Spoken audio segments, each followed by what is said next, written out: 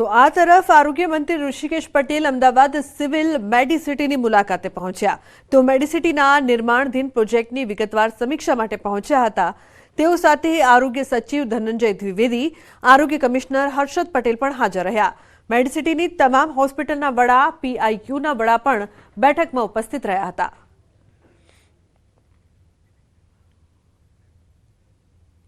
તો સૌરાષ્ટ્રની પ્રસિદ્ધ જગ્યા સત્તાધાર અને મહંત વિજયબાપુના વિવાદ મામલે આજે અમરેલી જિલ્લાના રાજુલા પંથકમાં સમસ્ત વાટલિયા પ્રજાપતિ સમાજ અને અન્ય જ્ઞાતિઓ સાથે મળી સત્તાધાર ધામને બદનામ કરતા લોકો સામે આવેદનપત્ર આપીને રોષ વ્યક્ત કર્યો હતો અને કાર્યવાહી કરવાની માંગ કરી હતી.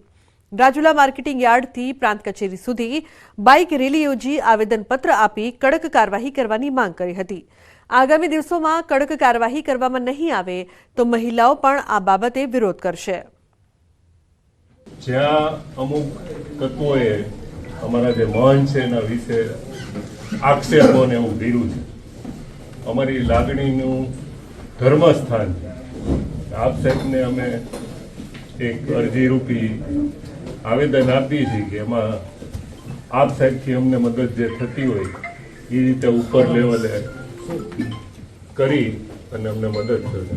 આવા પવિત્ર જગ્યા ઉપર ખોટા આક્ષેપ કરી અને અમારા આસ્થાનું કેન્દ્ર એવા વિજયબાપુ ઉપર ખોટા આક્ષેપો કરી અને જગ્યાને બદનામ કરવાનું જે પક્ષતંત્ર થઈ રહ્યું છે. આજના સમયમાં સનાતન ધર્મ ઉપર આવા ઘા થઈ રહ્યા છે. એક પછી એક જગ્યાઓ અને સંતો ઉપર ખોટા આક્ષેપો કરી અને સનાતન ધર્મને બદનામ કરવાનું એક મોટું પક્ષતંત્ર રચાઈ રહ્યું હોય એવું અમને લાગે છે. તો સુરતમાં ડાયમંડ ઉદ્યોગમાં આવેલી મંદીના કારણે 14 જેટલા પરિવારના બાળકોએ શાળા છોડી. આ વાત સુરત ડાયમંડ વર્કર યુનિયનના ધ્યાને આવતા મુખ્યમંત્રીને પત્ર લખીને વાત જણાવી. ગુજરાતના સીએમ ભૂપેન્દ્ર પટેલ દ્વારા કેબિનેટ મંત્રીઓ સાથે આ બાબતે ચર્ચા કરી ડાયમંડ ઉદ્યોગને ધમધમતો કેમ કરવો તેને લઈને એક્શન પ્લાન શરૂ કરવામાં આવ્યો છે. ડાયમંડ ઉદ્યોગની મંદી, કલાકારોના આપઘાત સાથે તેમની સ્થિતિને લઈને સરકાર કેવી રીતે મદદ કરે તે મુદ્દાઓ પર ચર્ચા સાથે રિપોર્ટ મંગાવવામાં આવ્યો છે. આ ઉપરાંત સુરતની એક જ શાળામાંથી 14 જેટલા બાળકોના પરિવારે LC કઢાવી લેતા સરકારે ચિંતા વ્યક્ત કરી. મંદી ચોક્કસપણે છે. હું આજે જ સવારે એક સ્કૂલમાં ગયો હતો.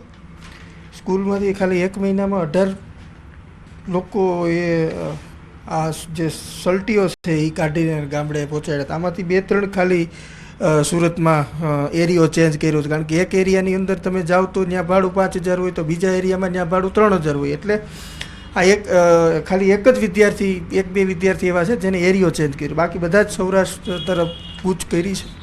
સરકારે પોઝિટિવ રિસ્પોન્સ માટે આ મોમેન્ટ ચાલુ થઈ છે. રત્ન કલાકારો માટે ટૂંક સમયમાં સારા સમાચાર આવે એવી સરકાર પાસે અમે આશા રાખીએ છીએ. સુરત જિલ્લામાં લૂંટારૂ બેફામ. બારડોલી કેનાલ રોડ પર લૂંટની ઘટના બની છે. 3.5 લાખની લૂંટને આપ્યો છે અંજામ. રૂપિયા ભરેલી બેગ આંચકીને લૂંટારૂ ફરાર. બાઇક પર આવતા ચોકલેટની હોલસેલની દુકાનના માણસોને આંતરીને ચલાવાઈ છે લૂંટ. વાપીથી પૈસા લઈ બારડોલી આવતા ડિલિવરી બોયને આંતરીને ચલાવાઈ લૂંટ. પોલીસ દ્વારા લૂંટારુઓની શોધખોળ શરૂ કરાઈ.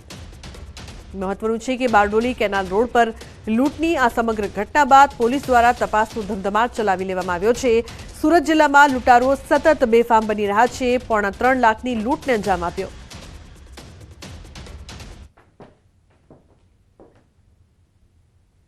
તો બુલેટિનમાં હાલ બસ આટલું જ. તમામ મહત્વપૂર્ણ સમાચાર માટે આપ જોતા રહો ન્યૂઝ 18 ગુજરાતી. નમસ્કાર.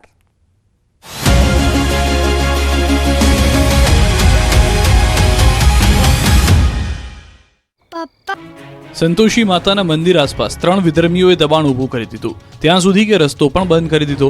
દ્વારકાના ખંભાળિયામાં 50 વર્ષ જૂના સંતોષી માતાના મંદિર આસપાસ હનીફ સુલેમાન, ગફાર અને ઉમર નામના શખ્સોએ દબાણ ઊભું કર્યું. પૂજારીએ ખંભાળિયા પોલીસને અરજી આપતા જ કાર્યવાહી શરૂ થઈ અને ગેરકાયદે ખડકી દેવાયેલું દબાણ દૂર કરી જમીન ખુલ્લી કરાવાઈ અને માતાજીના મંદિર સુધી જવાનો રસ્તો ચોખ્ખો કરી નાખ્યો. પોલીસે 3 આરોપીઓની પણ ધરપકડ કરી. પોલીસની તપાસમાં એવો ઘટસ્ફોટ થયો છે કે વિધર્મીઓએ સંતોષી માતા મંદિર અને સરકારી જગ્યાને બચાવી પાડવા માટે ખોટા દસ્તાવેજો પણ ઊભા કર્યા હતા. બધું જ પાક્કા પાયે કર્યા બાદ અહીં દબાણો ખડકી દીધા અને મંદિરના માર્ગમાં અવરોધ ઊભા કર્યા. જોકે ગેરકાયદે દબાણો વિરુદ્ધ આક્રમક તેવર દેખાડતી ગુજરાત પોલીસે તપાસમાં પળવારનો જ વિલંબ કર્યા વિના તપાસ આદરી અને દબાણોને દૂર કર્યા. ગૃહ રાજ્યમંત્રી હર્ષ સંઘવી આ પ્રકારે ખડકી દેવાયેલા ગેરકાયદે દબાણોને લઈને આક્રમક તેવર અગાઉ પણ દેખાડી ચૂક્યા છે. દ્વારકા, સોમનાથ સહિત રાજ્યમાં જ્યાં જ્યાં દબાણો ઊભા થયા ત્યાં કોઈની પણ શરમ ભર્યા વિના મન મૂકીને બુલડોઝર ફેરવ્યા છે.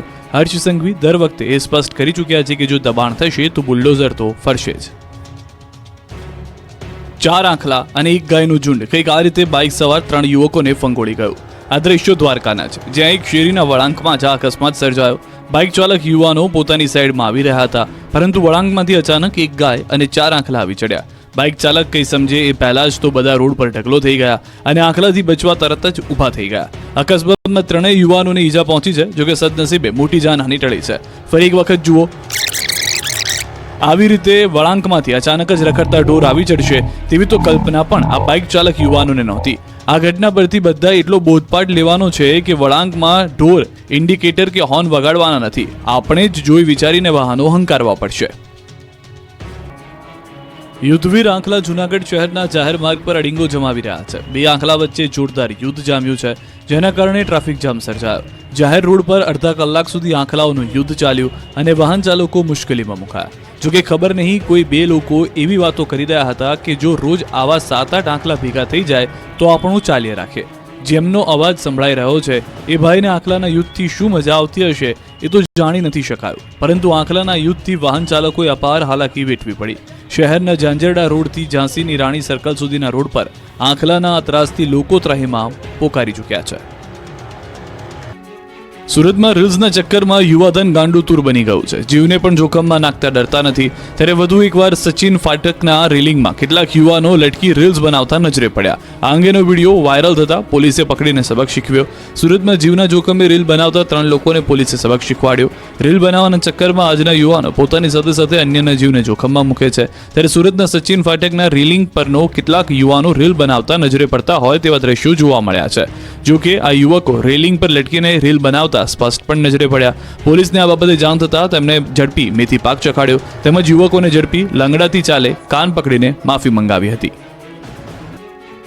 16 ડિસેમ્બરે પાટણની હેમચંદ્રાચાર્ય ઉત્તર ગુજરાત યુનિવર્સિટીમાં પાટણના ધારાસભ્ય કિરીટ પટેલ અને પાટણ જિલ્લા NSUIના સભ્યોએ વિવિધ મુદ્દે વિરોધ પ્રદર્શનના ભાગરૂપે ભૂખ હડતાલ કરી. જોકે કેટલાક ઠેકાણે ઉગ્ર માહોલ દેખાયો. પાટણ શહેર B ડિવિઝન પોલીસ સ્ટેશનના PSI MLA કિરીટ પટેલ અને તેમના પુત્ર સહિત 14 સામે નામજોગ તથા 200ના ટોળા સામે ફરિયાદ નોંધાવી. ત્યારે બુધવારે 11 લોકોની અટકાયત કરી લેવાઈ. જોકે હજુ સુધી ધારાસભ્ય કિરીટ પટેલ, સિદ્ધપુર પૂર્વ ધારાસભ્ય ચંદનજી ઠાકોર, કોંગ્રેસ જિલ્લા પ્રમુખ ગેમર દેસાઈ, NSUIના જિલ્લા પ્રમુખ દાદુસિંહ ઠાકોર, ધારાસભ્યોના પુત્ર પ્રેમ પટેલ સહિત કોંગ્રેસ NSUIના આગેવાનો હજુ હાજર થયા નથી. હાલમાં પાટણ B ડિવિઝન પોલીસ સ્ટેશનમાં વધુ હથિયારધારી પોલીસ બંદોબસ્ત ગોઠવી દેવાયો છે. પોલીસે ગુનાહિત પ્રવૃત્તિ ગણીને પાટણ શહેર B ડિવિઝન પોલીસ સ્ટેશને ગુનો દાખલ કર્યો છે. પરવાનગી વિના કાર્યક્રમનું આયોજન, પોલીસ કામગીરીમાં રૂકાવટ, પોલીસ સાથે ઘર્ષણ તેમજ પોલીસ કર્મીને લાફો માર્યો હોવાની ફરિયાદમાં ઉલ્લેખ કરાયો છે. સુરતના સરસાણામાં એક મહિલા ખાળકૂવાનો ઢાંકણાનો ભાગ તૂટી પડતા 35 ફૂટ ઊંડા ખાળકૂવામાં ખાબકી ગઈ. સરસાણા ગામ દરજી મહોલ્લામાં રહેતા 38 વર્ષીય નૈનિશાબેન મનોજભાઈ પટેલ સવારના અરસામાં ઘર નજીક છાણા લેવા માટે ગયા. જે દરમિયાન જૂના ખાળકૂવાનો ઢાંકણનો ભાગ ધસી પડતા તેઓ 35 ફૂટ ઊંડા ખાળકૂવામાં ખાબકી ગયા. નૈનિશાબેનની ચીસ સાંભળી તેમના પરિવાર સભ્યો અને આસપાસના રહીશો દોડી ગયા અને તેમને બહાર કાઢવાનો પ્રયાસ કર્યો, પરંતુ સફળ ન થતા આખરે ફાયર બ્રિગેડની મદદ લેવામાં આવી. ફાયર ઓફિસર અને તેમની ટીમ ઘટના સ્થળે દોડી ગઈ. ખાળકૂવામાં સીડી ઉતારી હતી અને નૈનિશાબેનને હેલ્મેટ પહેરાવીને તેમજ દોરડાની મદદથી રેસ્ક્યુ કરી લીધા હતા. ખાળકૂવો સૂકો હોવાથી અને કાટમાળ સાથે અંદર પટકાયા હોવાથી નૈનિશાબેનને પગના ભાગે ઈજા